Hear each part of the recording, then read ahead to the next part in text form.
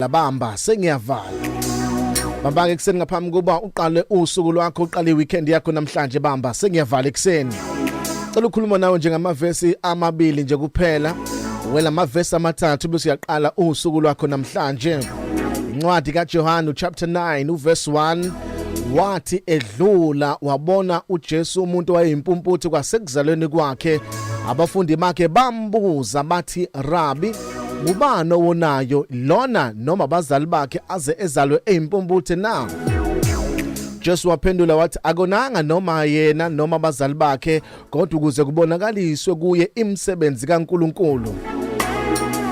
Ngiyayithanda impendulo kaJesu. Jesu uhamba nabafundi bakhe uthi maye hamba endleleni uhlangana nowesilisa elithi iBhayibheli wayezalwe engaboni. Abafundi bakhe sebeyambuza bathi hawu Jesu nansi indoda kwasekuzaleni kwayo izalwe ngaboni ngoba kudala babekholelwa ukuthi uma abazali kukhona icala balenzile ipunishment yabo iyodlula izidlule nakubantwana babo. So abafundi mabebona lo muntu ozalwe ngaboni bayitshela ukuthi bekuyimphumela yepunishment noma imphumela yezenzo ezimbi zabazali babo ngoba babejwayele ukuthi umuntu onile ipunishment akayitholayo ize idlulele nakubantwana bakhe.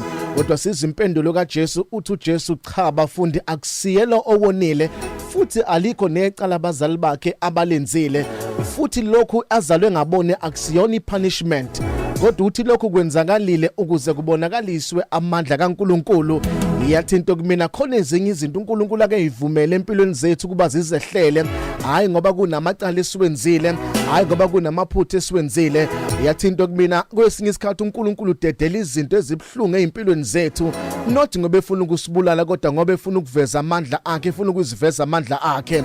Kodwa ngikhulume nawe ukuthi lezi zinto ezikwehlele hayi ngoba usuyisona esikhulu kodwa uNkulunkulu uzehlisile ukuze bonakalisa amandla akhe empilweni yakhe.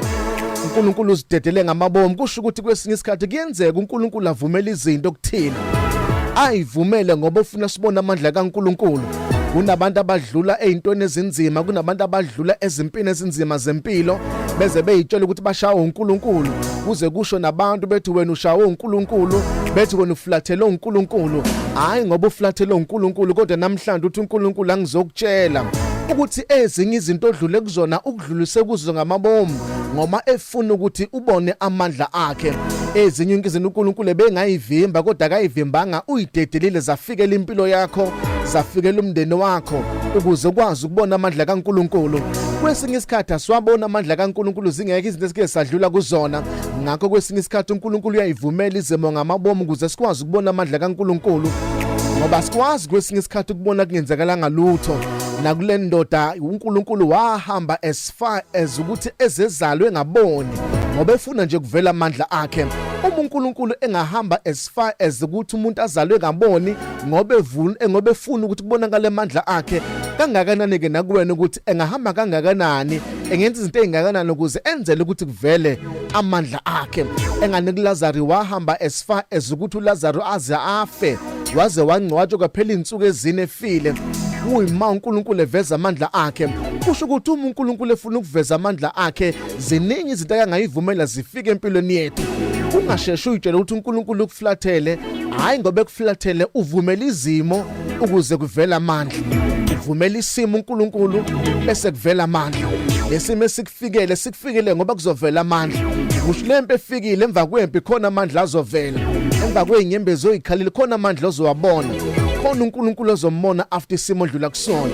My name is Phumlani Nkwanyana. You are blessed, you are favored and you are set apart. Good morning Mega Grace Nation.